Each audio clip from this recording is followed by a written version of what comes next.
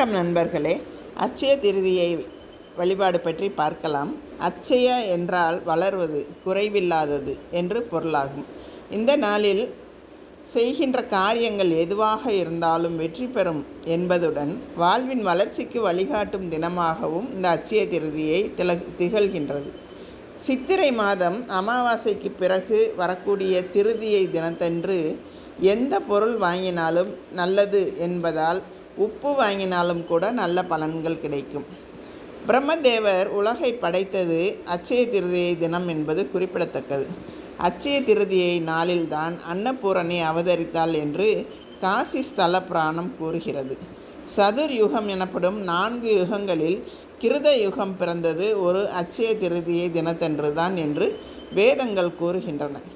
ஐஸ்வர்யலட்சுமி, தானியலட்சுமி ஆகியோர் அவதரித்த தினமும் மகாவிஷ்ணுவின் மார்பில் மகாலட்சுமி என்றும் இருக்க வேண்டி வரம் பெற்றதும் அட்சய திருதியை தினமே ஆகும்.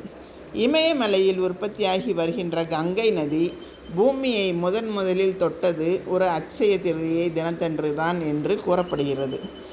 வியாச பெருமான் விநாயகருக்கு மகாபாரதத்தை உபதேசித்ததும் அட்சய திருதியை தினத்திலே தான் என்பது குறிப்பிடத்தக்கது. அப்போது அட்சய திருதியை நாளில் தினக்கூலிகள், ஏழைகள், குறைந்த சம்பளத்தில் பணிபுரிபவர்கள் போன்றவர்களால் தங்கம் வாங்க முடியாத நிலையில் அவர்களெல்லாம் என்ன செய்வது? இந்த நாளில் எல்லாராலும் வாங்க முடிந்த பொருளான உப்பை வாங்கி வைத்தாலே போதும். அஷ்டலட்சுமி கடாட்சம் வீடு தேடி வரும். ஏனெனில் மகாலட்சுமி அவதரித்தது உப்பு தோன்றுகின்ற கடல்தான் என்பதோடு கல்லுப்பில் மகாலட்சுமி வாசம் செய்வதும் குறிப்பிடத்தக்கது. எனவே ஏழை, பணக்காரன் என்று வித்தியாசம் இல்லாமல் யாராக இருந்தாலும் அட்சய திருதியை தினத்தன்று கல்லுப்பு தாராளமாக வாங்கலாம். இந்த நாளில் எவ்வாறு பூஜை செய்யலாம்? காலையில் எழுந்து விநாயகரை வணங்கி பூஜை அறையில் கோலமிட்டு அதன் மேல் ஒரு பலகை வைக்க வேண்டும்.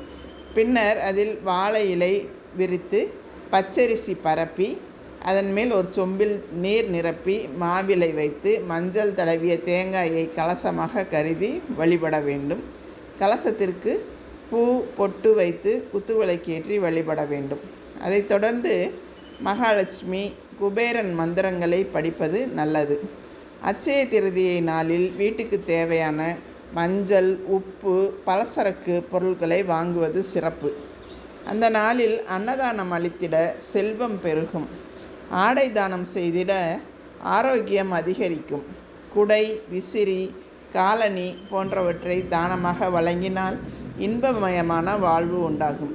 எனவே நாமும் இவற்றையெல்லாம் தானமாக வழங்கி வாழ்வில் நலம் பெறுவோம் நண்பர்களே.